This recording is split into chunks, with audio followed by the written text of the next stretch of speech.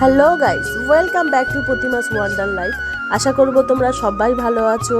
আমরা খুব একটা ভালো নেই, বলতে আমিই ভালো নেই। শীত তো চলে যাচ্ছে, তো স্মৃতি হিসাবে পুরোপুরি আমার মধ্যেই শীত রয়ে যাচ্ছে আপাতত।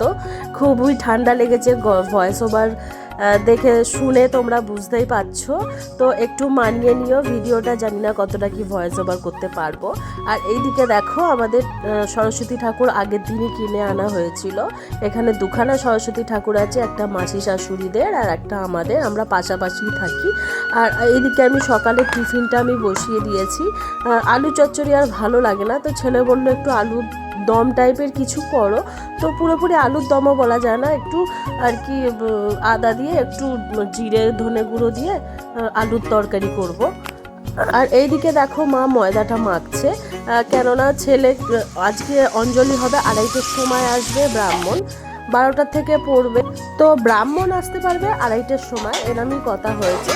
তো ছেলে আমার অতক্ষণ থাকতে পারবে না, তো মায়ের কাছে ক্ষমা চাইছি এখনই, কেননা আমি জানি ছেলে আমার থাকতে পারবে না। পাপা, তুমি উপোস করেছো তো? না, পরোটা খেয়ে উপোস? পরোটা খেয়ে উপোস করেছে একজন, এই যে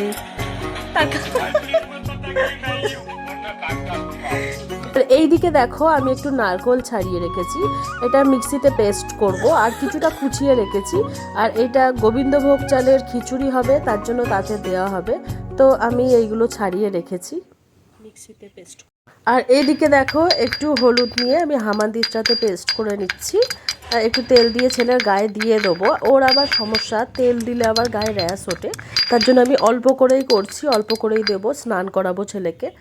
আর এই দেখো একদম রেডি হয়ে গেছে, একটু মুডটা অফ আছে, মাঠে ছিল, এখন বাজে 1:30, মাঠ থেকে ডাকা হয়েছে, তার জন্য মুডটা একটু অফ আছে, তো বসে আছে চুপ করে।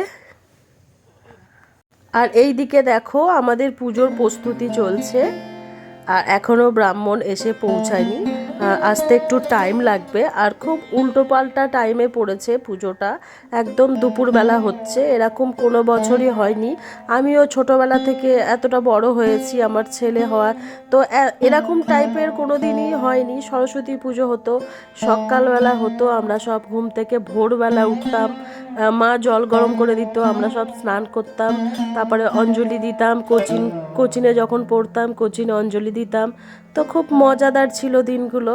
আর এইদিকে দেখো, আলপনাটা দেখেছো, এত সুন্দর চোখ ধাঁধানো আলপনা, একদম খুব সুন্দর, একদম মন জুড়িয়ে গেছে আলপনা দেখে।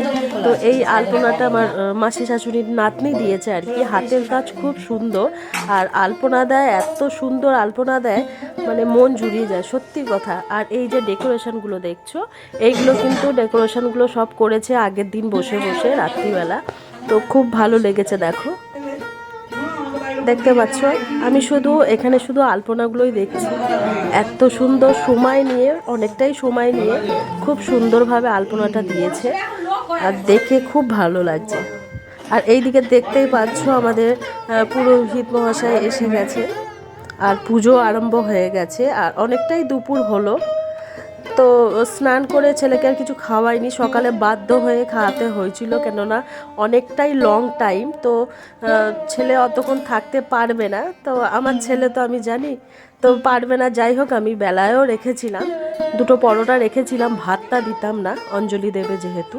তো তারপরে বললাম, পাপা তুই থাক, সকালে তো একবার খেলি, চেষ্টা কর, খিদে পাবে না, ঠাকুরের নাম নিয়ে থাকলে খিদেটা পায় না। তো ও আর খাওয়ার কিছু বলিনি, ওর খিদে পায়ও নি, তো বললো মা আমি থাকতে পারবো, আমি আর কিছু খাবো না।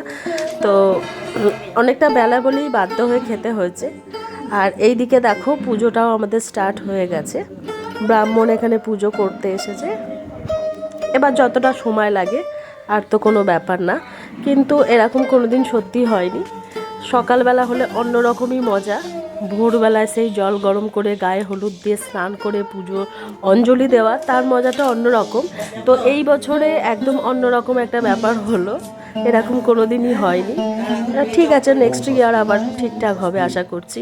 আর আমরা 2 ঘর এক জায়গায় পুজো করেছি, আর একটা ছোট্ট সরস্বতী ঠাকুর দেখতে পাচ্ছ তোমরা, এটা পাশের বাড়ি আর একজনের সরস্বতী ঠাকুর। তো আমরা আর মাসি শাশুড়িরা এক জায়গায় পুজো করেছি, এটা আমরা করি বরাবর, মাঝে পাড়ায় করতাম। তো পাড়ায় এই অনেকেই থাকছে না, একজন থাকছে না তো একজন থাকছে, এরম হলে বাজে লাগে খুব। তো সবাই মিলে না থাকলে ভালো লাগে না, তার জন্য পাড়ায় সবাই মিলে করা হয়নি এইবারে। তো আমরা নিজেরাই ঘরে করছি পুজো, তো দেখতেই পাচ্ছ তোমরা। তো এবারে ঠাকুরটা বলেছি ছোট আনতে, আগের বছর খুব বড় এনে ফেলেছিল, তো তার জন্য সিংহাসনে একটু অসুবিধাই হচ্ছিল। সব ছোট ছোট আনলে পুরো সিংহাসন ভরে যায়, ভালো লাগে দেখতে। আর চুলগুলো ইঁদুরের খুব উৎপাত করছিল, বড় বড় চুল এনেছিল আগের বছর, তো সেই কারণে এই বছর বলেছিলাম একদম ছোট ঠাকুর আনতে। ঠাকুরটা কিন্তু মুখটা খুব মিষ্টি এনেছে, সব কটা ঠাকুরই এখানে ভালো হয়েছে, আর মুখগুলো খুব মিষ্টি হয়েছে। ছোট ছোট ঠাকুর কিন্তু দেখতেও খুব ভালো লাগে।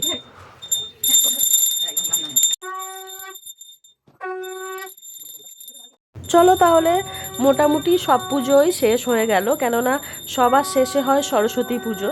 তো সরস্বতী পুজো আমাদের শেষ হয়ে গেল, আর দেখতে দেখতে দুর্গা পুজো আবার চলেও আসবে। কেননা সত্যি কথা বলতে দেখতে দেখতে চলেও আসে কিভাবে পুজোগুলো, আর এসে চলেও যায়, আবার পরের বছরের অপেক্ষা আমাদের থাকতে হয়। তো ঠিক তেমনি সরস্বতী পুজো হয়ে গেল, আবার পরের বছরের অপেক্ষায় থাকবো, আর দেখতে দেখতে আবার ফিরে আসবে সরস্বতী পুজো। তো খুব ভালোই কাটলো এই বছরের সরস্বতী পুজো, অন্যরকম কাটলো, একদমই অন্যরকম কাটলো, আর খুব ভালোই কাটলো। তো বন্ধুরা, প্রথমেই আমার বলা উচিত ছিল, তো মাঝ পথে আমি বলছি, যাই হোক, তোমরা কিন্তু অবশ্যই পুরো ভিডিওটা দেখবে, আমার সাথে থাকবে পুরো ভিডিওটাতেই। আর প্লিজ তোমাদের কাছে রিকোয়েস্ট করছি, নোটিফিকেশান দেখে ভিডিও দেখার চেষ্টা করো, এতে খুব ভালো, তোমারও ভালো আমারও ভালো, দুজনের চ্যানেলের পক্ষেই ভালো। আমিও যার ভিডিও দেখি নোটিফিকেশান ধরেই দেখার চেষ্টা করি নোটিফিকেশান আসলেই আমি সেই ভিডিওটা দেখে নিই। তো তোমাদের কাছেও রিকোয়েস্ট রইল, তোমরা নোটিফিকেশান অল করে রেখো, আর নোটিফিকেশান ধরে আমার ভিডিওটা দেখো, তো আমার খুব ভালো লাগবে। আর যেটা আমি বারবার মনে করে দিই, আর আমি ভালো রকমই জানি, তোমরা কিন্তু ভুলো না লাইকটা দিতে, তো লাইকটা তোমরা দিয়ে দিও। আর তোমরা কে কেমনভাবে সরস্বতী পুজো কাটালে, তো আমি তো তোমাদের ভিডিও সবারই দেখবো, কেননা আমি খুব এক্সাইটেড আমি যেমন করে কাটাচ্ছি। তোমরা কে কখন কোন সময় পুজো দিচ্ছ, কোন টাইমে, তো সেটা দেখার খুব এক্সাইটেড আমি, অবশ্যই তোমাদের ভিডিও দেখব। তো আমার পুরো ভিডিও জুড়ে থাকো, আর যদি ভালো লাগে লাইক কমেন্ট অবশ্যই করো।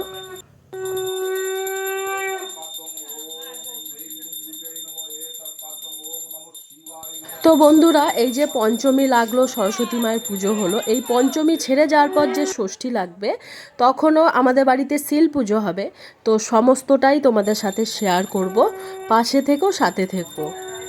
তো চলো বন্ধুরা, পুজো মোটামুটি শেষ, এবার একটু অঞ্জলি হবে।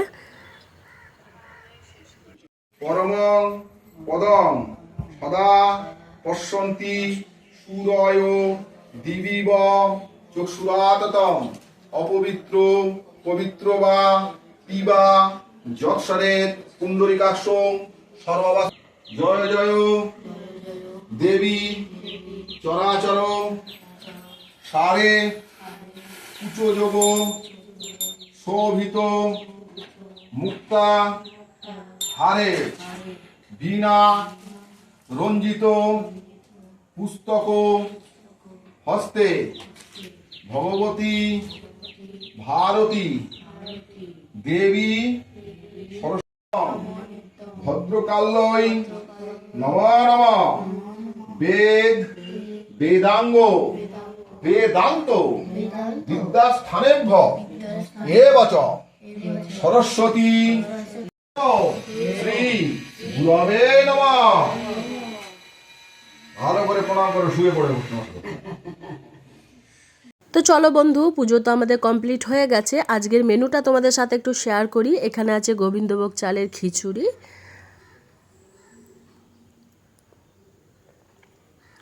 আর দেখো এখানে আছে আমরা যেরকম বলি ল্যাবড়া, কেউ বলে ছ্যাঁচড়া, তো এরকম টাইপেরই বলে।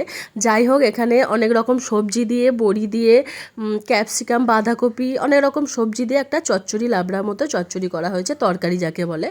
আর এখানে দেখো আছে পাঁপড় ভাজা। তো এইটাই হচ্ছে আমাদের দুপুরের মেনু। আর বন্ধুরা, বেশি বাড়াবো না, বেশি বাড়ালে ভালো লাগে না দেখতে। আর এই দিকে দেখো আমি ময়দা মেখে রেখেছি, কেননা রাত্রিরে লুচি হবে। আর এই দিকে দেখো আমি কাশ্মীরি আলুর দম করেছি। এইটা কিন্তু তোমাদের সাথে আমি শেয়ার করতে চাই, কিন্তু নেক্সট ব্লগে তোমরা কিন্তু ফলো রেখো। আর ভিডিওটা তাহলে আর বাড়ালাম না, এখানেই শেষ করলাম ভিডিওটা। আমার ভিডিও তোমাদের কেমন লাগলো জানাতে কিন্তু ভুলো না। ভালো লাগলে লাইক কমেন্ট শেয়ার সাবস্ক্রাইব করে দিও। সবাই ভালো থেকো, আবার খুব তাড়াতাড়ি চলে আসছি আর একটা ভ্লগ নিয়ে।